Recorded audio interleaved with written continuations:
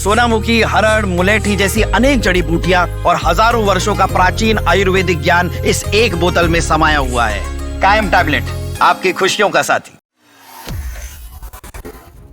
A crisis that European Union leaders hoped to quietly manage is now threatening to split the bloc right down the middle.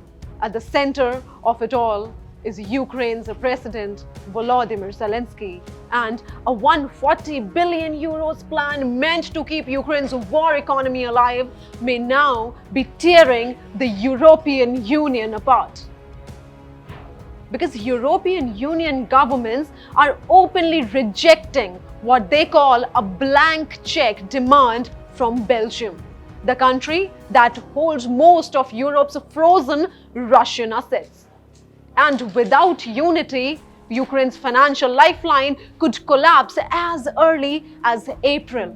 This is no longer just about funding Ukraine. This is about political credibility, legal risk, and the European Union's fear of being dragged into a financial war with Russia for decades. Here's what is happening right now. The European Union froze nearly 140 billion euros of Russian state assets, most of it sitting in Belgium. The idea now is to loan that money to Ukraine, calling it a reparations loan. But Belgium's Prime Minister Bart De Wever is refusing to move forward unless the entire European Union guarantees his country against any future Russian lawsuits. And not just guarantee for the 140 billion euros, but open-ended, indefinite financial protection even decades after the Ukraine war ends. Basically, a blank check, a protection check. And that European Union country says is a demand they simply cannot accept.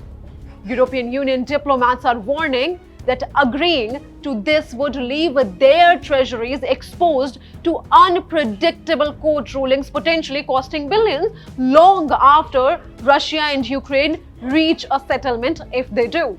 Belgium, however, argues that the legal risk is real, which it is.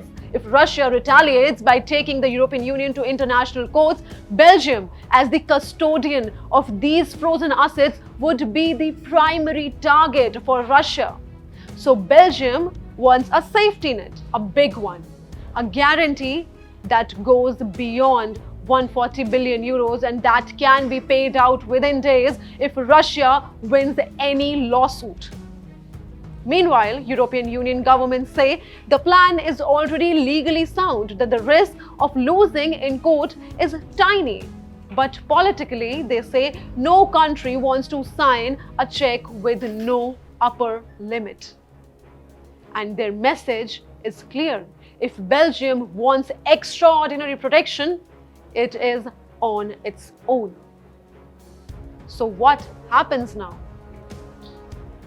If the European Union governments refuse Belgium's demands and negotiations remain stuck, the bloc will have to consider a backup plan for Ukraine, issuing more debt to fund Ukraine. A move deeply unpopular across Europe because this time this money would come directly from taxpayers, not the Russian assets.